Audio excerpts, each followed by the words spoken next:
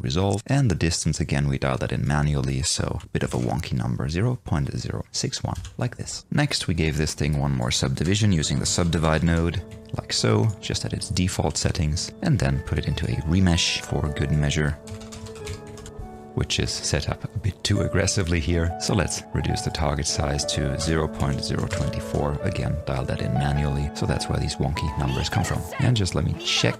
Yeah, up here we made a mistake. Instead of setting this uniform scale to 0.2, we set it to 0.4. And now that geometry is looking like I'd expect it to. Okay, this has some secondary objects scattered onto it using a scatter node, which will wire in after the poly extrude here. So the scatter node goes in after that, like this. And that's a bit too many points here, and also it's scattered on the inside and the outside. So let's select only the extrude front group here, scattering only on the outside, dialing back the total count of points to say 20. The global seed, we dialed that in until it fit our distribution that we liked, in our case 1.69, and everything else left at default. Then we wrote a bit of vex to set the p-scale on those points. You can also do that with the attrib randomize or the attrib noise node. However, we are big fans of vex, so let's attach a point wrangle, and in here the p-scale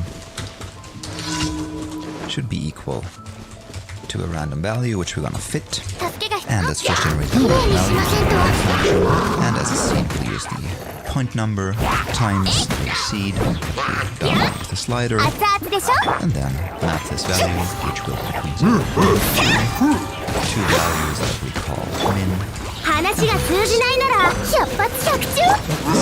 Let's generate all those sliders, and it looks like I missed closing parentheses like this. In this case, again, lots of manual in until they match the visual appearance that we liked. In this case, went with a seed of 0.25 and a max of 0.167 and a min of 0.07, like this. Again, just setting up random p-scale values between 0.07 and 0.167.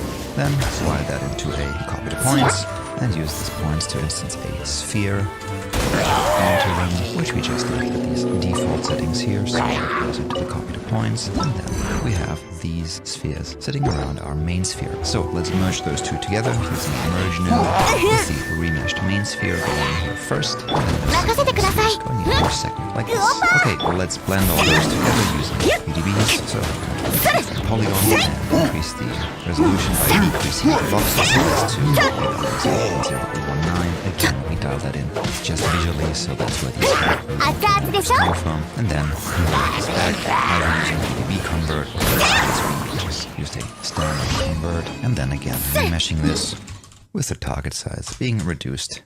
Again, something like this. Now it's finally time to start configuring this as a Vellum object. In this case, we used a tetrahedral soft body.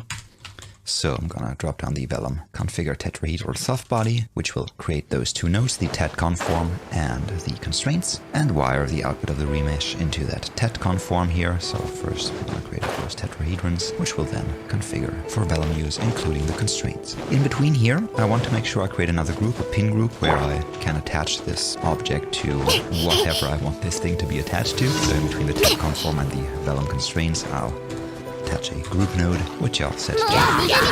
That should be a point group, and this is the base group, and instead goes to the bounding regions to define this group. Here, and the bounding region here, oops, I lowered it to 0.32 something, I think, and then raised it over again visually until I have a bunch of points selected. In this case, I ended up moving this to minus 0.718744, just to make sure we are on the same page as what we've prepared here, just selecting these bunch of points in the back. And that goes into the Vellum tetrahedral soft body. In here, I just want to make sure that my values are set up as I prepared them. And in this case, I want to increase the stretch stiffness to a value of 1, not 0.01. I want to increase the damping ratio to a value of 0.2. And let's call the output group here not stretch, but tet stretch for tetrahedral stretch. And also, let's increase the edge length scale to 0.9, like this. Alright, that's our Vellum tetrahedral constraint setup. And now let's first pin this group that we selected here so this doesn't fall down once we start the simulation. So after the tetrahedral stretch here goes another Vellum constraint, which we'll set up to be a pin to target constraint in here, working on the point groups, namely the pinpoint group that we created here. So now only those get selected, and we want to set the pin type to soft. Same goes for the orientation pin type, and let's drag this down, scroll down here, and that is the command. Bend strength a bit, bend stiffness to exactly 1, and that's all around.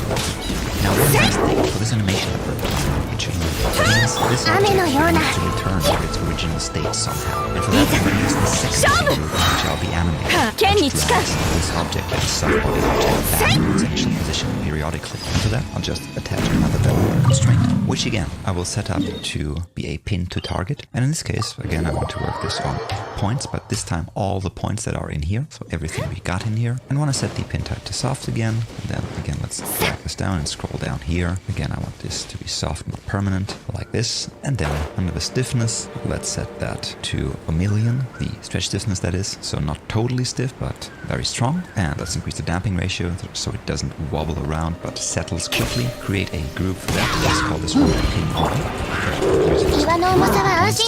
Its original position. And then for the bend constraints, I want to set this to 1. And again, increase the damping ratio to 0.3. And also create an output for those and call those maybe pin, bend, all.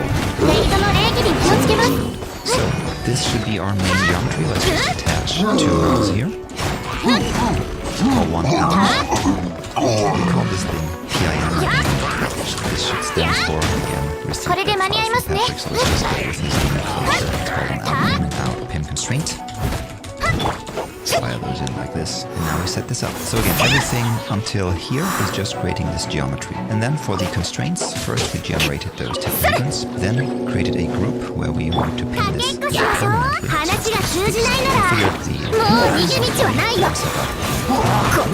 configured the set up the general pin includes every single point in this geometry to be able to pull this back periodically to its original position so we can move the animation later. Now that's our main cocoon. Now the second thing we want to set up is the eggs, the balls, whatever you want to call this, that this thing produces. And for that, same as previously, we're going to start out with another sphere, again using the sphere create, generating a polygon. Let's just switch the view flag on this here and dial back its uniform scale to 0.28. And let's try moving that into this main geometry here by just moving up its center along the y-axis to, in our case, again, we did this visually, so a bit of a wonky number, 0.257405, just so it sits roughly within that main geometry here. Also, let's increase its frequency so it gets a bit more resolution, and that'll be our geometry for these spheres here. This will be configured as Vellum balloons, so just by typing Vellum configure balloon and then hitting Shift Enter, we drop down these 2 constraints here. One is a cloth for the outer surface and one a pressure constraint, which tries to keep the balloon under pressure, keeping its shape. Let me just go through those settings for the Vellum cloth first. So in here, we increased the edge length scale a good bit to 0.9. Drag, we left at default, no pinned animation here. The stretch stiffness, we left at default here. Just renamed this output group here to sphere stretch to differentiate it from the other object. And our bend we left as is as well, just renaming that output group to sphere bend. Like this. Now for our Vellum pressure here, let's drag this up. We want this pressure to expand, so to push outwards like the balloon was being inflated. And for that, we'll just increase the rest length scale to 100. And also let's output this as a group and call this thing sphere pressure. So far. And before we output this to 2 nulls, let's just create those 2 nulls. Call one out sphere. Wire it into the first slot, and the second one, which we'll just copy and paste out sphere constraints. Let's zoom out a bit like this, and this goes into the second slot here like so. So we have the constraints here, but I want to add a few attributes to the constraints.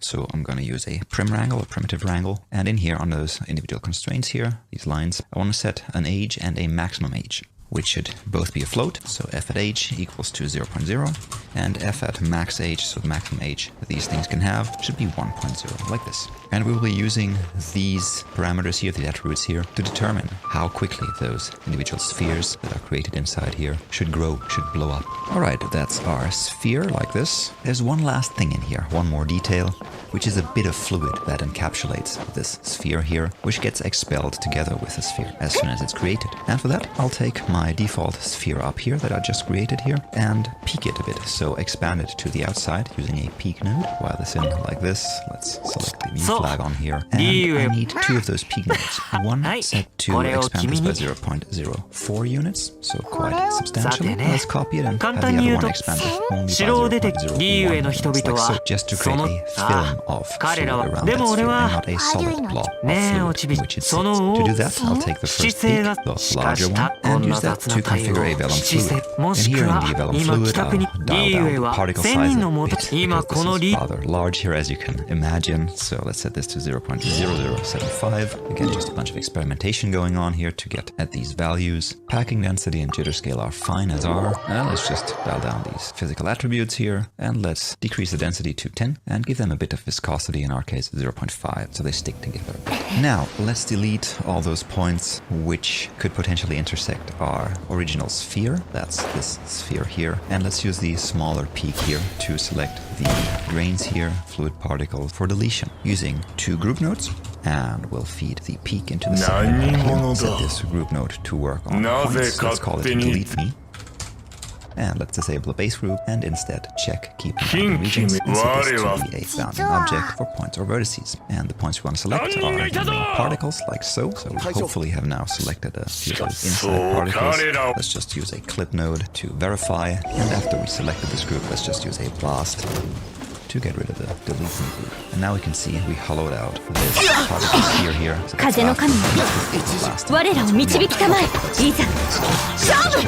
check and copy those streams here, paste them into the same thing for the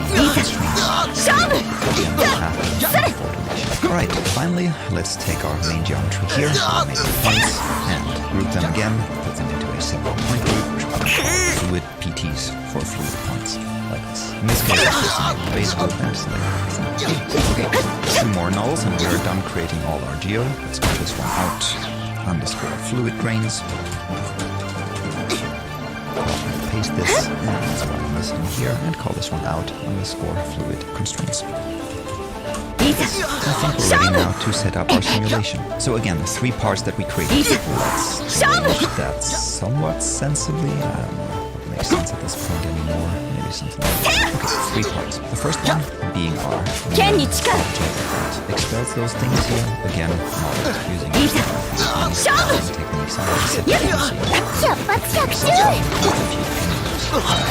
back here, we want to animate it back into position. Set up to complete an age and which attribute which we're going to use to drive past this will be inflated. And finally, a bunch of fluids, a film of fluid set up as vellum grains here, which surrounds those spheres that are created inside of the main object. Now it's finally time to set up our simulation, and for that we're going to drop down here, a bit more elaborate than standard Vellum Solver, so let's dive in here and set this up manually. What we're going to need is a bit of gravity, so that goes in here first, the gravity force. And in my experiments, I wanted to dial this back a bit, otherwise it's gonna become too drastic, so -3 on the y-axis is our fictional gravity wherever this thing lives. And here we're gonna merge a bunch of stuff, so let's use a merge node. The first thing I want to merge in here is a ground plane. So our newly formed spheres and liquid hit something as they fall. The ground plane, I want to move that down maybe 3 units here, like so. And then it's time to set up our Vellum Solver. So, Vellum Solver, let's wire that into the merge as well. For the Vellum Solver to work, we need a few things. First, we need a Vellum object to store the simulation data into, so Vellum object. This one goes into the first slot, and on our Vellum Solver itself, I'm going to set up the parameters now. Again, lots of trial and error to get those dialed in. So in the end, a substep count of 4 substeps with 24 constraint iterations seemed to do the trick for me, and on the enhanced tab, I think I left everything at default so far. Now, as you can imagine, there's a bunch of stuff going on in that simulation. And I want to drive that by a few nodes, which I will always merge into the second slot in this case, like so. And the first thing I'll do is create a bunch of objects. The first being my sphere, so let's use a Vellum source, wire that into our merge in here, and let's create a sphere every 45 frames, which I can do with this expression. So if my current frame number $ff modulo 45 equals to 1, then this thing is true, and that happens every 45th frame. So if I click on that here, I can see the activation of the first frame is true, and then it gets to 0 for a bunch of times, except it hits 46, 92, 91, etc, etc, etc. Also, let's make sure the emission happens each frame. Again, we're only activating this every 45th frame, but nevertheless, we need to have it set to each frame, so it will be evaluated not only on the first frame. Now, the geometry and the constraints we want to create, let's point it to that, clicking here on the subpath, and then let's go into our OBJ, our geo, and let's point it to the out sphere, and let's do the same thing for the constraint subpath, this time pointing it to the out sphere constraints, like this. Alright, so far for now, let's just go to the output here and hit play to see if that worked, and we can see we are creating this sphere, which tries to expand immediately, then wobbles around a bit, falls down, and hopefully on the 46th frame, we can see another sphere being created, and we can. Perfect. Okay, so far so good. The next thing that we need to create, and let's just copy and paste this Vellum source here, will be our main geometry, giving birth to all those spheres. Let's wire that in here and maybe change the order so the front here. And in this case, we want the activation to be just one and happen only once. And then here we want to create the out PIM and the out PIM constraints like this. So if we hit play now, we should see something chaotic happening. Yeah, not too much, just this inner sphere trying to grow and being restricted by this outer soft body. Let's reset this and again copy the Vellum source one more time. Let's take this one here, the one where we created the spheres, and in this case I want to create the fluid object. So again, same timing as the spheres here, but only creating the fluid grains and the fluid constraints. Now, finally, let's start animating and driving this whole simulation. For this, let's just disable the first and the third source, so we can only work on this sphere here. And as mentioned, I want to drive the inflation of that sphere by its age and by its maximum age parameters. And for that, I'll be using a GeoWrangle set up to work on this sphere's constraints here. So that goes into the merge. And in the GeoWrangle's data bindings, let's set this to work on the constraint geometry. So capital C, constraint, capital G, geometry, like this. And then on the inputs here, let's set the first one to myself, no reads of outputs, like so. And the second input to dot data, and the dot data I care about is my geometry, so dollar, all caps, obj ID, this one here, / capital G, geometry. Like this. And now in here, let's set this to primitives. I can write code that works only on this sphere's constraints. In here, I want to create one single parameter. Let's call this aging. And let's use a float slider, which we call aging speed. So that's how fast this thing aged, how fast it inflates. In my case, I set this to 0.075. That's simply a good value after a bit of experimentation. And then each frame here, what I want to do is create this age attribute that we created and initialize to be 0 to increase by this aging parameter, like this. Next, we want to clamp this parameter so it doesn't exceed our maximum age that we set. So in our case, it doesn't exceed 1. So let's use a clamp function and clamp this value to be between 0 and the maximum age we previously stored and created as an attribute of those constraints. And finally, just in case our max age isn't set to 1, I want to remap this to a scale value between 0 and 1. So let's call this one scale and use a fit function. In our case, with those current values, we wouldn't have to do the fitting. However, just in case if you change those values, make sure they are between 0 and 1. So we take our age attribute, which ranges between 0 as it was initialized and our max age, to which we clamped it, and then we remap it between 0.0 and 1.0. So it is always normalized.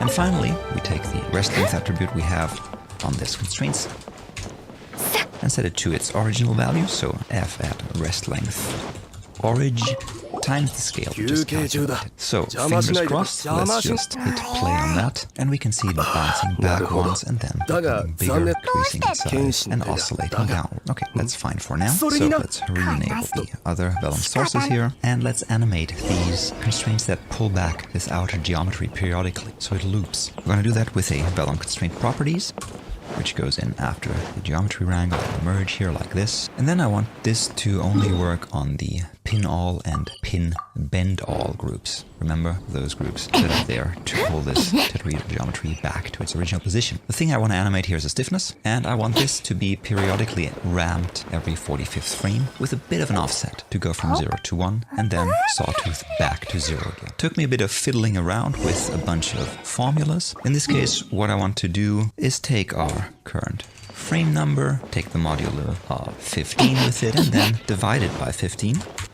and then multiply this by a rounded version of our current frame, modulo 45, divided by 60, and that should be it. So if we click on here and shift click on this value or inside this field here, we can get this curve display here, and we can see we're having exactly this sawtooth ramp that is slightly offset and ramps up in sync with the animation of our spheres here being created, being spawned. Now let's just save this and simulate this and see if that is working as we'd expect it to. So fingers crossed, let's check real-time toggle, hit play, and let's wait a bit. This won't be the fastest simulation, bunch of stuff to take care of, bunch of sub-steps, so let's see.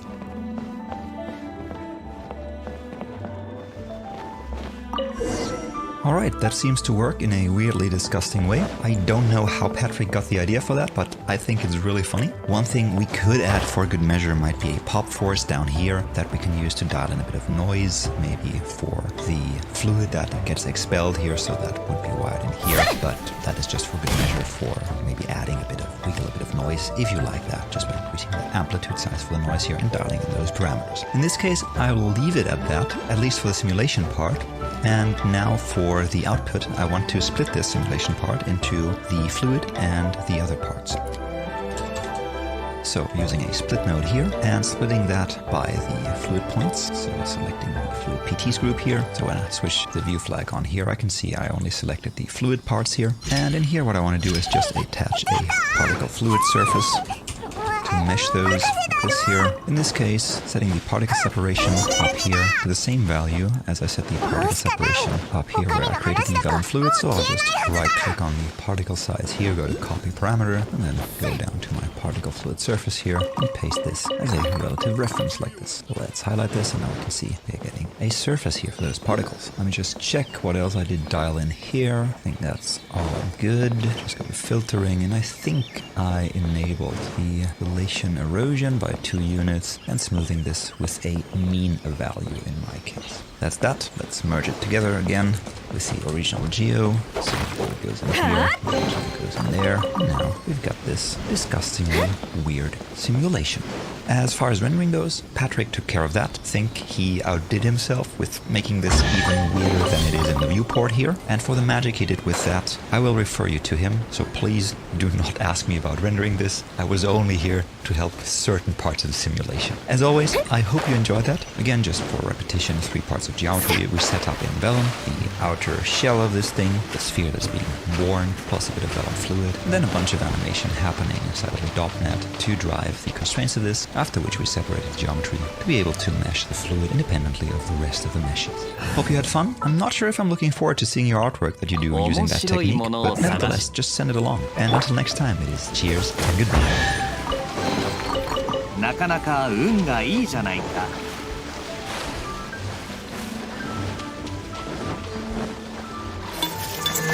Today we'll be creating something like this, melting an object using, in this case, Houdini's flip simulation. And I'll be using flip because in this case it scales a bit better than Vellum. However, if you want to see a solution for solving these kinds of problems using Vellum, for example, if you need this simulation to work with other simulations such as soft or rigid bodies, stay tuned as we are currently preparing something along those lines for our Vellum Premium course on Patreon. The video that inspired me to do this is this one here, a tutorial recorded back in Houdini 14 by Ben Watts, and I really like the results he's getting here, and I wanted to see where I would deviate from it, where I would update it for Houdini 19, and plainly what I'd do differently, both when setting this up in Flip and Vellum.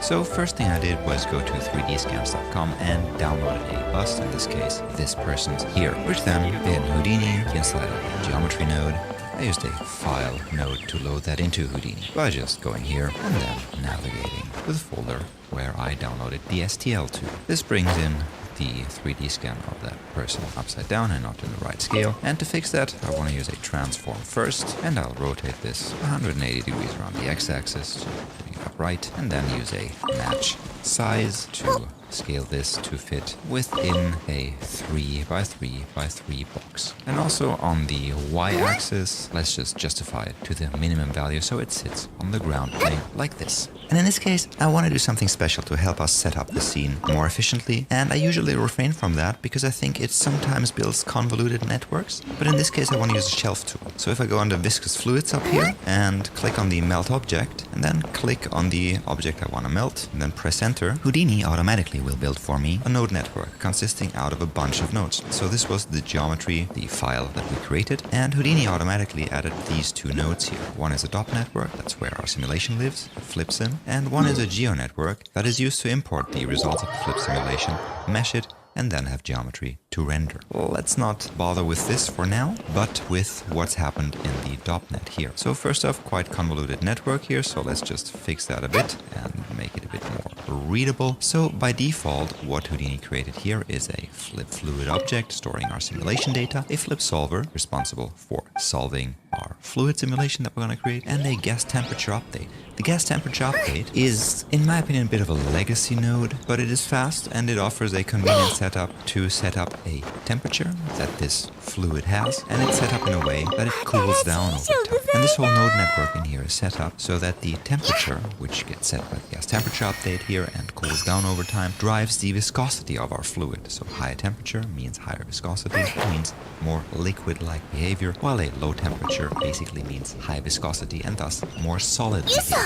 What's missing in here is a ground plane, so if I play here, just my points fall down and don't interact with anything. So let's first take care of adding a ground plane by dragging down all those nodes below the merge and adding a ground plane node, wire it in here into the merge, and let's make sure it's in the first position here. So if I play now, I can see my bus just glowing and then cooling. And in this case, this behavior is quite uninteresting. So I want to set up a few things here. And to set those things up, I'm going to go back to where my original geometry lives, in here. And let me just switch our display to hide the other objects so we're not seeing those simulation points coming through. In here, what I want to do is I want to convert this geometry into points. And I can do that with a points from volume node. I'll wire it after the match size, and in here I'm now gonna decrease our point separation. Maybe let's add a null to this so we can see what's happening here. So that's quite a dense array of points, maybe a bit too dense. So let's set the point distance to a distance of 0.04, and instead of having this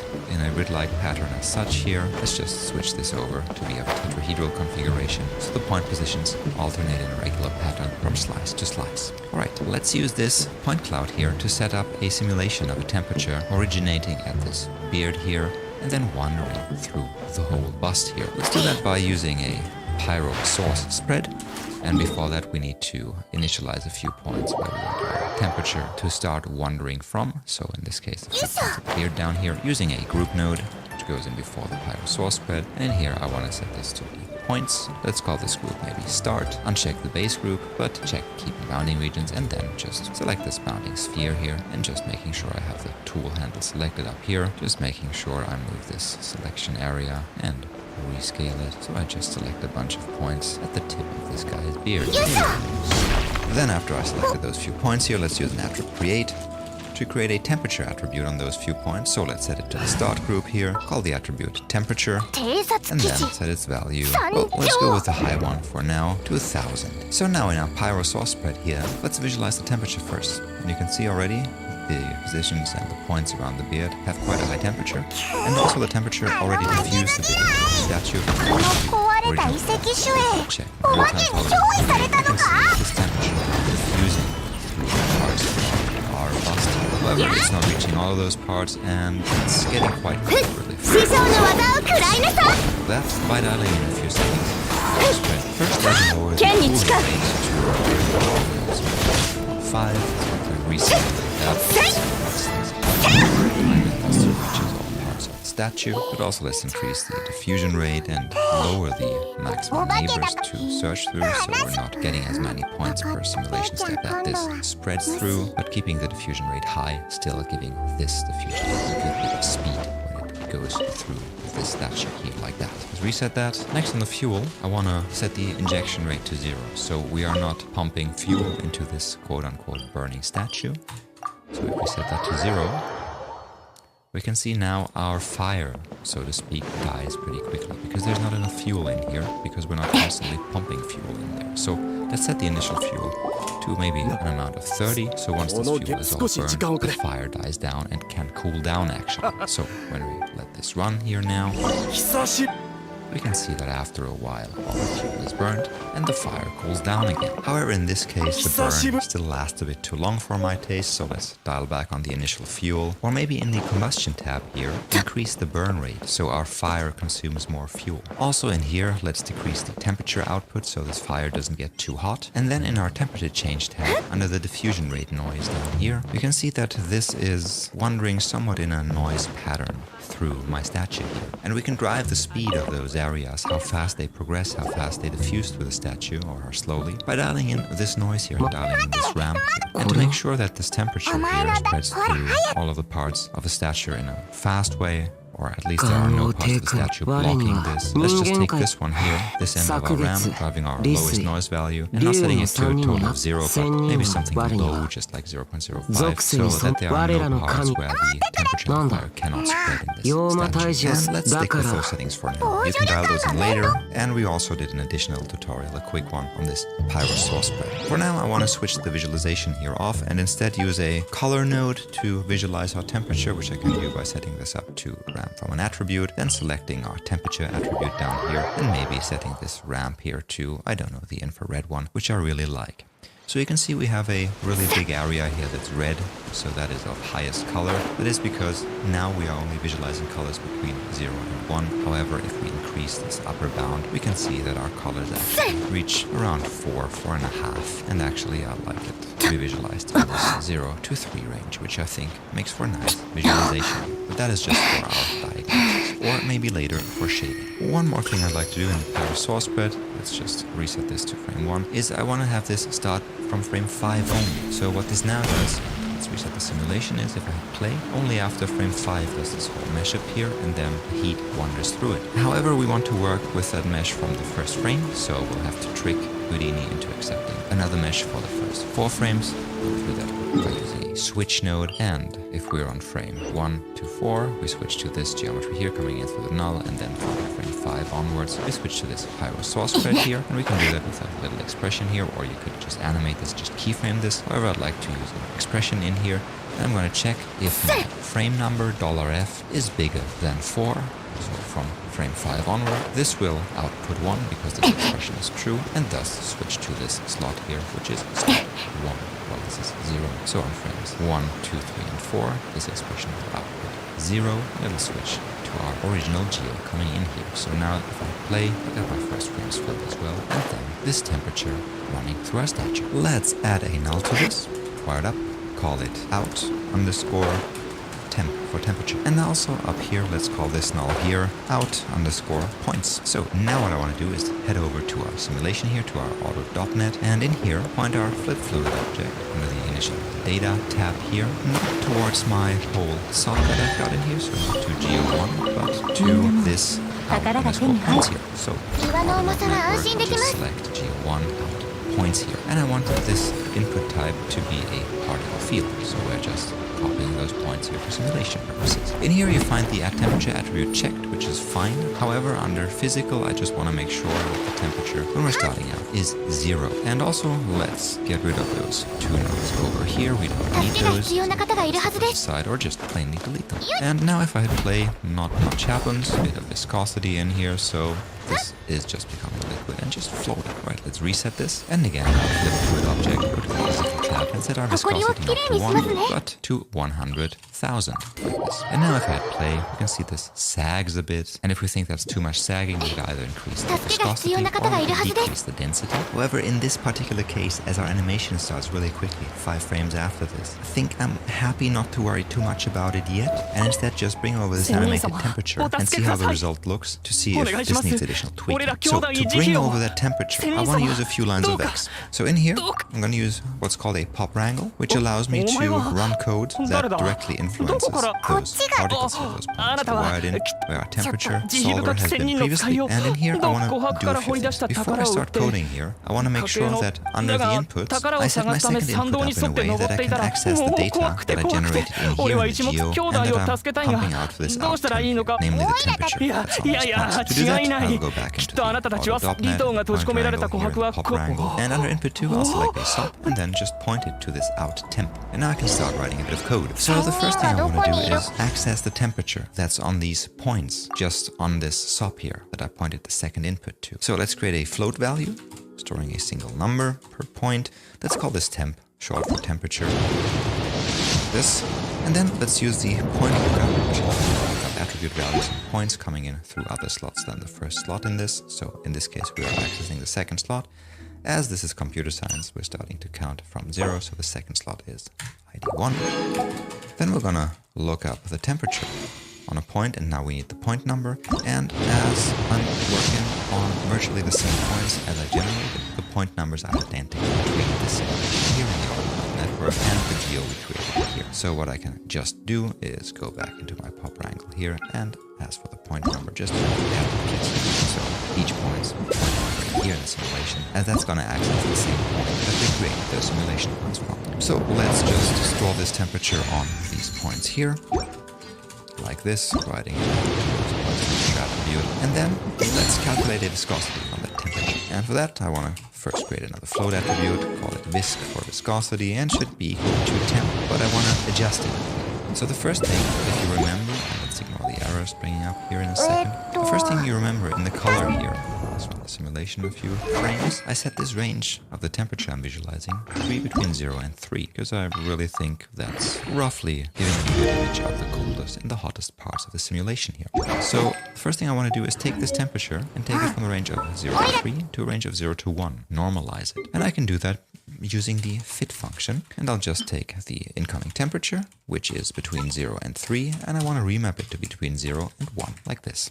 And then I want to create, on the one hand, a ramp and a slider with which I can dial in the resulting viscosity. So the viscosity should be the output of my slider that I'll create in a second. And let's call this slider temperature underscore 2 underscore viscosity. And I want to remap visc using the slider. Let's create it by hitting this icon here, and you can see I now created this temperature ramp. But also this will output only values between 0 and 1 typically. So what I want to do after I remap the value with this, let's just simply add another float slider in here, which we call viscosity amp or viscosity strength, like so. Create that as well. And then down here, what I can do is dial in the overall maximum viscosity. And remember, we set that to 100,000, so let's use that same thing in here. And finally, let's write out the viscosity to our points viscosity attribute by writing this as a float value, which we're going to call viscosity, and it's equal to the value in visc that we just remapped. Okay, if I just plainly reset this and hit play on here, that isn't going well, because now the hottest part in this simulation are the most viscous, the hard parts. We just want the opposite. So let's reset this and let's just mirror this ramp here. So now the cool parts should be very viscous, very hard, while the hot parts should be rather liquid-like. Again, let's hit play and see how that comes out. And I can see that, yes, there is some movement in the hot parts, but not as much as I want. So what I have to do is dial in this ramp here. Let's just expand it a bit. And the first thing I want to do is set this interpolation of those points not to linear, but to be a B-spline. Same thing here. And then at one single point, we shall drag all the way over here to a position of 0.02. And it has a value of 0, so I get this steeply declining curve here, making sure that as soon as there's some temperature in here in my points, the viscosity drops quite drastically in the beginning. So again, let's resimulate this.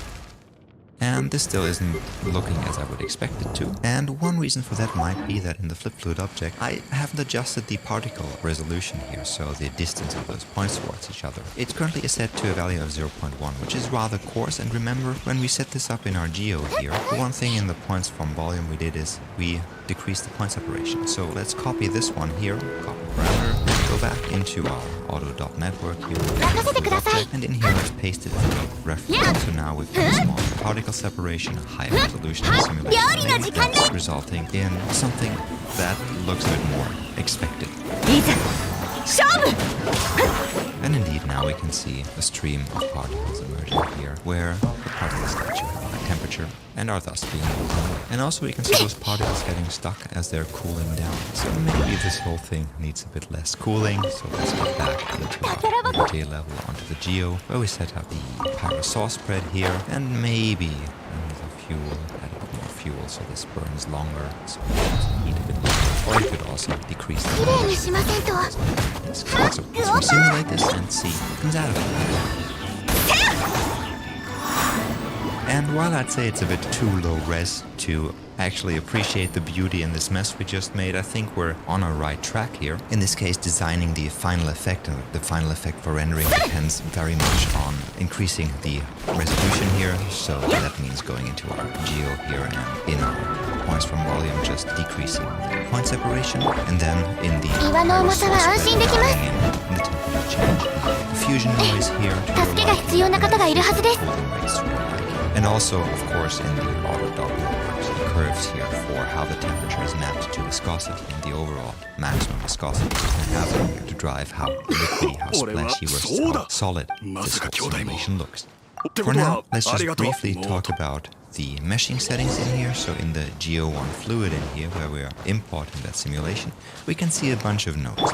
For our case, we can pretty much and then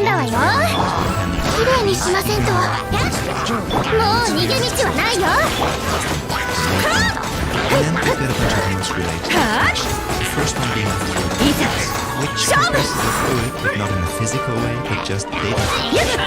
So the files that you cache out to your hardware are not as big as without this compression. Then we file cache out the simulation, so we write it to disk. The not so nice part about this being your individual particles now are replaced through the fluid compress here with those placeholder boxes.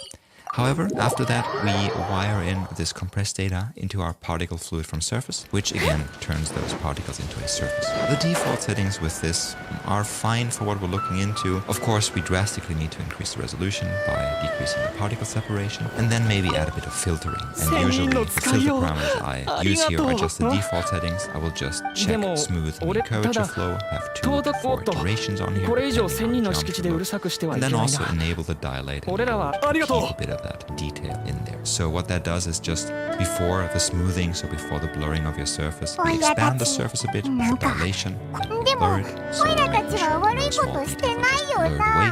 But then we erode it back to its original size, shrinking it. For now, I'll just leave it set like that. And the final node in here in the setup is just another cache node that will this time write out this whole surface to disk. And then it's finally time to render this. In this case, when we middle mouse on this, we can see we are getting 3 attributes here: the point positions of all the points in the mesh, the temperature, as well as the velocity for motion blur. What we can do in here now to shade this or to convert this into a color is, before we actually output this to any render engine, is, for example, as previously, use a color node set to ramp from an attribute and then ramp from the temperature. So let's write in here, make sure it's right up, and then just selecting the temperature here, and maybe also just set a blue flag on here, and instead of this black and white ramp, let's maybe set it to Inferno, and then hit play. And you can see all that meshing and reading in of data takes a bit of time, but then you can see that now, not only do I have the mesh surface of my simulation, but also the color driven by the temperature. And that's what you can then access in your render engine of choices, material builder. Also, for this setup, we don't need these auxiliary nodes, let's just get rid of them as well, so we have a rather simple geo tree here. Importing your points from simulation, deleting everything but those simulation points, then compressing those points to take up less disk space when writing them out to a file cache here, then taking those cached points and building a surface from it, caching that out as well, colorizing it by its temperature, and then just being nice and attaching a null to it, which we can then use to render this. Again, let me go over what we set up here. In our Geo, we just imported our file from 3D scan here. We transformed it so it sits upright, then moved it up and made sure it's in a box of 3x3x3. I don't know why I went with 3x3 units. It doesn't matter as long as you adjust the other parameters, such as the point separation, accordingly. In this case, I think it just stemmed from a late night session where I set this up previously. Then turn this into points, and this one in here, the point separation, so let's maybe colorize this by pressing C and giving this a red color to denote that in here we have point separation, which is one of the single parameter with which you dial in the detail and precision of the simulation. And then I did 2 things here. First, for the first few frames using this switch, I'm just taking these points coming out of here, and in the first frames, they're just output, like they are. into our simulation. However, from frame 5 onward, we're using this pyro saucer, and for that to work, we just selected a bunch of points here using this selection tool, select by bounding region, to select those few points of the beard here, and then setting an initial temperature which is rather high at a value of 1000, which we then use as kind of an ignition point, a starting point of a virtual fire that travels through all these points here that we simulate using the pyro source. Then again we use the switch to switch to this starting point 5, where you can now see when we check here that this fire is spreading through those points. And then back in our auto.network in here, we are bringing in this data here in this pop wrangle and remapping it a bit. So these operations down here, reshaping your values, curve, and amplitude. In SOPs I would typically do it using an attribute remap. However, here in DOPS there is no such convenient node, so I'll have to write a vex code here, which is those 5 lines, and I apply this onto my simulation points, which I got in here by setting up the flip fluid object under initial data. So we are importing a particle field from those points, which I out of the ground plane, and the flip solver with the gravity takes care of the rest. So that's the setup. Really easy, really straightforward. Am I looking forward to using flip? Not particularly, I must admit. Although it's very powerful and decently fast, although it doesn't look like it. But if you increase the point count in here by again decreasing the point distance in the points from volume, this won't get as terribly slow as you'd expect it to be. For example, Vellum fluids performs way worse when it comes to huge point counts. However, to get flip to interact with other solvers, with other frameworks, can be a bit of a hassle. So if you're looking more into an integrated workflow and don't have huge point counts, a Vellum fluid solution might be the way to go. And again, keep an eye on our premium content on Patreon or on intagma.com, where I think we'll cover a Vellum version of this.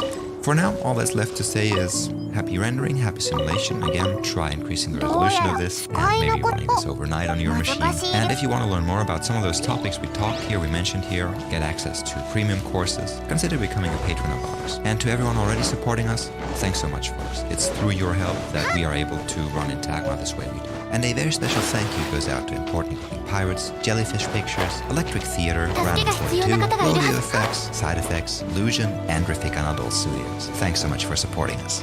So, as always, until next time, it's cheers and goodbye.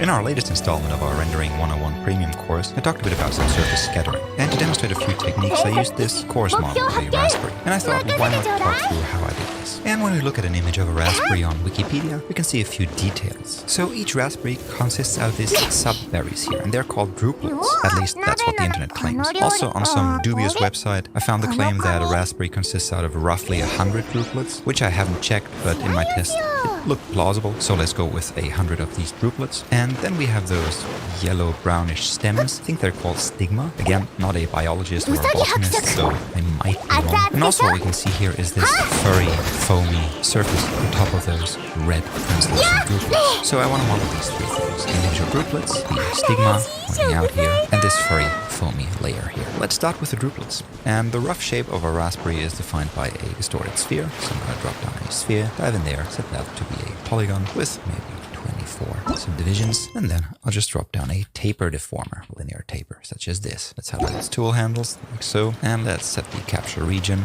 and dial in the taper, as well as the squish, to maybe something like this. And also, let's scale our rough raspberry shape a bit, maybe along its y-axis, so we end up with something similar to this. Before I start modeling those drupelets on there, I want to cut out a bit of the mesh up here. That's where the receptacle, that's the hole in the raspberry is. I'm gonna use a group node for that, which I'll set to be points, and I'll group them by bounding regions, which I set to a bounding sphere, which I'll move up and maybe increase its size a bit, just like this. Next, I'll delete the group that I just created, like so. So I make this whole one. Next, I'm gonna scatter the sensor points of my drupelets onto this mesh, and I'll work with 100 drupelets. And depending how irregular or regular I want those drupelets to be on the surface, I can dial in relax iterations. In this case, I'll just leave them at the default of 10 relax iterations, making sure they're somewhat uniformly spaced on the surface. Also, for later, I would like these points to have normals, which they don't currently. In order for that, I have to add normals to the mesh that I scatter those points onto. So let's do that after the transform. Let's wire in a normal SOP in here, which we'll set to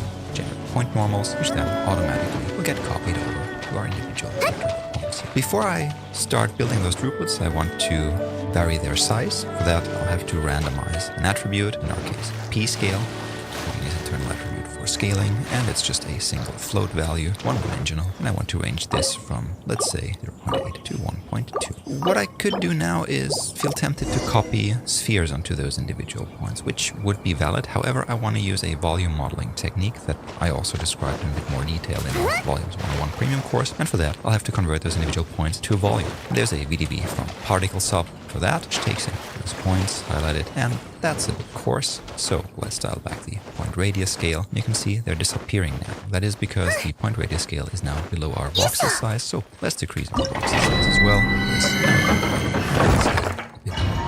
And I want those individual spheres to be close, but just not touching each other, so they're not intersecting as a starter. Let's go with this. Okay, now what I want to do, in order to push those individual grouplets towards each other and have them grow, I want to first calculate the gradient of my SDF. Again, if you want to know more about that, our premium course has some. To do so, I'll drop down a solver first, because I want to do this over and over. And there, let's dive into the solver. In here, first thing I want to do is analysis node, then get our SDF gradient, which is the default operation here, and then I want to advect maybe that gradient. That, you can see already, those points are a good bit bigger. However, this is a really coarse step which can result in some operation here, so let's dial back the magnitude of that. And the way to do that is either to scale this vector in the VDB analysis or to decrease the time step here, which is what I'm going to do. So if you click on that, you can see it's 1 divided by the frame rate. And if we enter a smaller number here, 0.5 divided by the frame rate, the advection is only half as strong. And if we enter 0.25, it's only a quarter as strong. Let's go up one level, save this, highlight our solver, and let this run for a few frames. And this does not exactly do what I want, because all those interpenetrations here are shown. And to fix that, I just want to adjust two things. One is dialing back the time step even further, and the second is before we calculate this VDB analysis here, let's reshape our SDF and expand it a bit. Let's call it dilation, and let's use an offset of 2 voxels here. So before we calculate this VDB analysis, we just want to expand our whole SDF. Alright, we're up one level again. However, we have some areas where we're still seeing holes in here. So before we do all this volume advection and volume creation, let's, after we randomized our point scale, relax those points again to make sure that they are spaced more according to their initial radius, to their initial scale, using a point relax, which will feed the surface that they should adhere to and the points. And now you can see they moved around a bit, and we can increase the iterations to make sure they perfectly converge. I mean, this is an excessive value of iterations, but for 100 points, it runs decently fast. Okay, now let's feed this into our VDB for particles, and maybe alt-click on this connection here to add a point and another to clean up our network a bit, like so. Okay, this goes into the VDB for particles, and then into our solver, which again will just run. And somewhere around frame 28 maybe is a look that I really like, with densely packed grouplets that do not interpenetrate. Alright, let's convert those back to polygons, as we want to work on a mesh using the VDB convert, and we want to convert this to polygons. And you can see they have now become this mesh, and some of those meshes still intersect a bit, so let's dial in our ISO value until the meshes do not intersect each other, like so. Okay, now those individual grouplets don't intersect, however they also do not touch, so let's fix that next. And for that, I'll just give this thing new normals, just on points, so we have this now, very dense normals, just pointing outwards, and then use a peak sop, which is there to just move a mesh along its normals. I'm going to use that to push those individual grouplets together, like so. Also, what I could do if I'm getting errors in here, I could blur out my normals before I'm doing this peaking here. So instead of P, let's just blur out the normal attribute here and maybe increase its iterations a bit. And you can see that smooths down the whole operation. However, the effect is not very pronounced, just gives this a bit rounder edges where those individual grouplets touch. Also, after we peak this, just for good measure, let's also blur out the position once more, maybe just 4 iterations, so we smoothed out the whole mesh a bit further. Yeah, now maybe we'll have to increase our peak a tiny bit. Okay, like so. Again, it's a matter of tweaking your values and just testing, test rendering, and judging your basically to come up with those values. Okay, those are our initial grouplets. Let's go about creating those stigma here, those kind of tiny stems. And for that, in my rendering, I think I'm going to use a hair shader. So what I'll need is just a polygonal line. Let's just attach a null here, just for good practice. Call this one out_grouplets. So, and I want to use these initially scattered points here with their normals pointing outward to create those lines that will form the stigma. To do so, I'm just going to use a copy to points, wire in those points as their template points, and maybe, just maybe, I'll do that after I randomize the p-scale, so those individual stigma also have different lengths. Now, I'm going to take a line and copy this line onto the individual points, which looks like that. So let's set up the line direction to point in the right direction. I think that's the z-axis. So, as you can see, those lines only have 2 points each, and let's just go to our droplets. They're a bit long. So let's dial back our line length first, maybe something like that. And also you can see those lines, they protrude into our droplets. And while I could be clever about this and try to bool this or use a curve sect to delete those parts that protrude into our droplets, I found that in this case it's okay to just be stupid and increase the point density on our lines to 64, so a really dense point count on our individual lines, and then just using a group node again, selecting just those points that are inside of our volume. That means the points that are inside our grouplets. So group node, I'm gonna group those points here. Points, I'm gonna group them by bounding regions, in our case by bounding volume, so the that our solver generated here. Next I'm going to delete the group that I just created, like so. Let's get rid of the point display here. Now we're left with mostly points that are outside of our droplets. I mean, what I could also do instead of selecting those by a bounding volume is I could select those by a bounding object and just pipe in our overall mesh that we generated, resulting in a similar selection. In this case I found it didn't really matter which technique I used. So this leaves us with these very straight lines, which have quite a few points. And when we look at the stigma, we can see they are not uniform in diameter. They are thinner in their middle part and potentially at the base, and a bit thicker at their tip. And also they are by no means straight. Let's fix that. And first I need an attribute which tells me where the start and where the end of the line is. So I'm going to use the trusty old resample node, dial back its length, and scroll down, and down here check curve view, which generates a curve view attribute which changes from 0 on the first point of the line to 1 on the last point. And then I'm going to use a pointer angle, provide a bit of vex, do 2 things. One, let's take care of the scale of the diameter. And depending on which render engine you use, for a hair shader, the attribute you'd want to drive is either a width attribute, so like this, or as I'm using Redshift, let's do that, and use a ramp, which I'm going to call thickness, and we'll use our curve view attribute as an input. Let's create this interface element, let's create the ramp, like so. And also I want to be able to dial in the overall scale of this, so let's multiply our p scale that we just created times a float. And let's call this one overall thickness. Create the slide, so we've got these 2 control elements now. Let's visualize them just briefly by using a copy of points. Set this to pack an instance, where the points we just created in a sphere in the first input, just as a very quick visualizer. We're seeing nothing, and that is because in our pointer angle, our overall thickness is dialed to 0. So if we increase that value, we can see something happen here. So let's dial in our cross-section of our individual stigma here. Let's set the interpolation to be a B-spline, give this a bit of initial thickness, maybe generate something like this. Again, these spheres are just there for preview. In reality, you'd have to dial in the details of these values in your render engine of choice with your IPR open. Let's delete this visualizer here, attach a null, call this one out_stigma, and before we call this one finished, let's take care of the curliness. And as we're not doing animation here, I'm just going to use a noise to distort the position, move around the position of those individual points, depending on their curve U value. So let's create a vector, call this one move, and I want to use a simplex noise, x noise, which I'll generate from points position, multiply it by a vector, which I'll call frequency, and add to it another vector, which I'll call offset, so I can drive offset and frequency. Also, I want to make sure that the value of this noise is between -1 and 1, and by default, I think this outputs values between 0 and 1. Let's just have a look at the help page. Yeah, the noise is in the range of 0 to 1, so let's fit this, or actually do some simple math by multiplying this by 2, and then subtracting 1 from it, which also remaps the 0 to 1 range in the -1 to +1 range. Let's create those 2 sliders here, one for the frequency. I don't know, let's set this to 11, and let's leave the offset at 0 for now. But also I want to be able to dial in the amplitude of the movement, so let's multiply move times another float that we'll create, call this one amp for amplitude, and create it. Let's just dial in a small value here. And now let's move our point position by the move value we just created. So we're just going to add the move vector we created to our current position, which does this. And one thing I don't like is that the point where our stigmas are attached to our droplets is moving as well. So let's use the curve U to scale our overall move depending on where on the line we are. So if we multiply move times curve U and reactivate this, we are now seeing we're only moving the stigma in the areas where they're away from our points. Let's decrease our frequency a bit, and maybe they're a bit long, so let's decrease our line length a bit further, something like this. Okay, that's it for our stigma. Let's finally create the fine fur that's on our raspberry. And I just realized now that I used the non-relaxed scattered points, the centers of our stigma, which of course is wrong in those areas. So let's, instead of wiring in the attribute randomize into our copy to points, let's wire the relaxed points in there, and that looks a little bit more plausible. And maybe now we can dial up the line length again. Alright, onto the fur. For the fur on our droplets, to be more efficient because we're not seeing the inside of our droplets, I mainly want to create fur on those areas that point to the outside of our raspberry. So how do we select them? Well, let's just assume that the overall shape of a raspberry is similar to a sphere. What I can do is I can check the angle between those faces and the faces that a sphere would have. And if the angle between those faces and the face of a sphere are too big, I will not scatter on them. How do we do that? Well, we take our droplets here and use a pointer angle.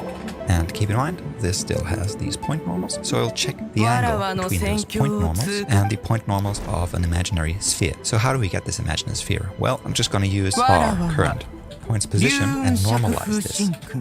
And call this a vector and norm. And now I'd like to get an angle, call this from A, and the easiest way to get an angle between two vectors, we covered that in our last tutorial about the dunes, is to get the dot product between the point normal and the imaginary spherical normal we just created. And as also mentioned in our previous tutorial, if this value is bigger than 0, the angle between those two vectors is smaller than 90 degrees. So that's what we want to keep. So we check if A is bigger than 0, and if it is so, we want to set our scatter density, which is an attribute we're just going to create, to 1. And let's just make sure that if this condition is not met here, we anyways set our density, but in this case to 0. Let's attach a visualizer and visualize our density attribute. Let's just highlight this in the visualizer tab and enter density in here. This is a point attribute, and let's use a ramped attribute. Here you can see, yes, we are selecting those areas that point away from the inside of our raspberry. But on the one hand, it's selecting a bit too much for my taste. And on the other end, this is a really, really high contrast edge we're generating here. Let's take care of the first thing. I think we're selecting a bit too much. We can dial in what we're selecting with this threshold here. So if we increase this a bit, we're selecting only areas that point to the outside. So let's leave it like that. And also take care of this edge here by just attrib blurring our density attribute. Wire this in here. And let's increase our blurring iterations to maybe 24. Save this. And now let's use this density attribute to scatter in some tiny lines, which will render as fur. Using the scatter sub again, checking density attribute, wiring this in here, highlighting the scatter, maybe dialing back the relax iterations to 2. Don't need as many here, and then increasing our total count. So we have 100 droplets in here. Let's think about how many hairs on the outside of such a droplet are. Maybe another 100 to 1,000. So that puts us somewhere in the range of 10,000 to 100,000 individual points that we need to scatter, and on which we're going to instance hairs now, using a copy points again and a line, as previously done with the stigma. Let's just make sure that these points, yes, they're getting their normals. This, again, I think needs to be set point in the right direction, which is the z-axis. So they're pointing outwards, and also we can dial back the length a good bit, as this is only a bit of fur. Two things I want to do. First, I want to randomize the length. So again, using an attribute randomize, set to randomize the scale, float to be between 5. Maybe 2, we can randomize the length. However, this is now generating uniformly distributed random values between those two values here, which I don't like. I like most of those random values to be rather small, with a few freak hairs that are extremely long. So instead, I'll set this to use a custom round, which now allows me to dial in how my individual randomized values are distributed. However, my random values only range from 0.2 as my lowest value to 1 here. So let's multiply those by checking the fit values and increasing the value 1 to a bigger value. And now I'm able to dial in how many freak hairs versus how many normal hairs there are in my fur. Maybe something like this. One more thing, these hairs now are uniformly pointing outward, just as they follow their normals. So to give those a bit of randomization, let's use an attribute noise to break up the normals. And in here, let's call this rand norm or randomized normal. Let's remap the noise to range between